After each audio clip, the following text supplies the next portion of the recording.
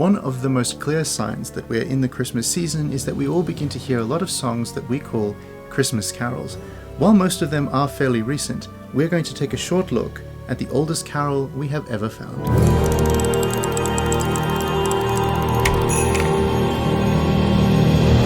Carols are an instantly recognizable part of the Christmas season. We hear them on the radio and in movies, and we gather in large groups to sing them. The Christmas caroling tradition that we know in the West largely started around 1300 years after Christ.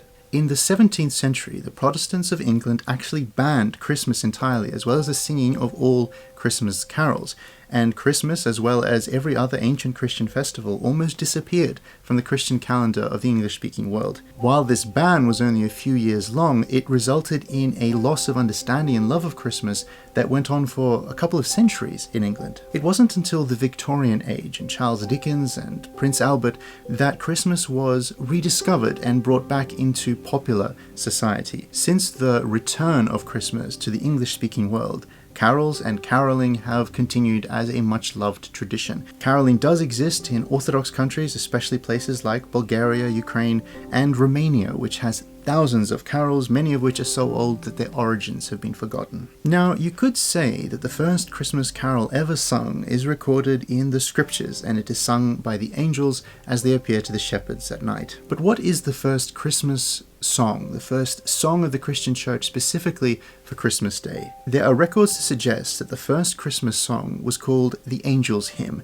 and it was composed by Saint Telesphus of Rome in the 2nd century. Unfortunately, this song, both its lyrics and its music, have long been forgotten, and so it isn't for another couple of hundred years and into the 4th century that we have the oldest preserved Christmas carol. The original tune from this carol has long been lost, but the lyrics have been preserved, and while they don't quite fit what we would now consider a carol, it is the oldest Christmas song that we have in the Christian church. Now bear in mind, most of the carols that we know and love in the Western world are only 200 to 300 years old.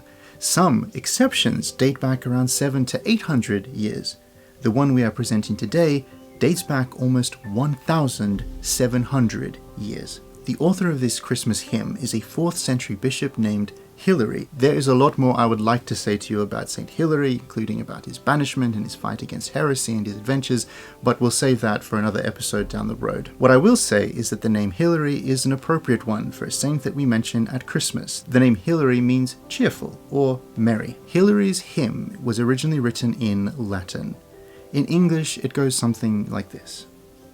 Jesus, devoted Redeemer of all nations, has shone forth. Let the whole family of the faithful celebrate the stories. The shining star gleaming in the heavens makes him known at his birth, and going before has led the Magi to his cradle.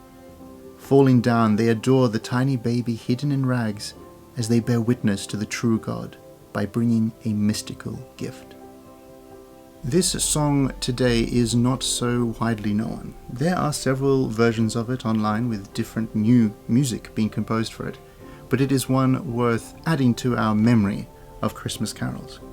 In the Orthodox Church, we have quite a large number of hymns unique to the Christmas season, and if you are going to an Orthodox church, pay attention to them because they are full of profound theology.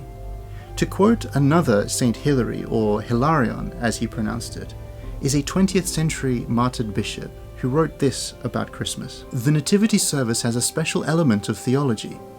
Throughout the cycle of the Church's service books, you will not find more abundant dogmatic content than in the services for the Nativity. Here, in short but powerful expressions, is contained the fundamental idea of Christianity, the renewal of corrupt human nature by the incarnation of the Son of God. So in this season of Christmas celebrations and caroling, try and pay attention to the ancient hymns, as we remember that Christmas is more than just a time of fun and laughter and celebrating with friends, but it is a moment that is truly cosmic, a point in which the Redeemer of all nations shines forth. Thank you very much for watching another Christmas episode. A reminder that we have quite a number of Christmas episodes on this channel about the wise men and the shepherds and all sorts of interesting things. I recently stayed with some good friends of mine who had a whole cupboard full of different types of tea. So before I left, they gave me a selection of different tea bags to take home. And for the next dozen episodes or so, I'll have all sorts of different flavors to try.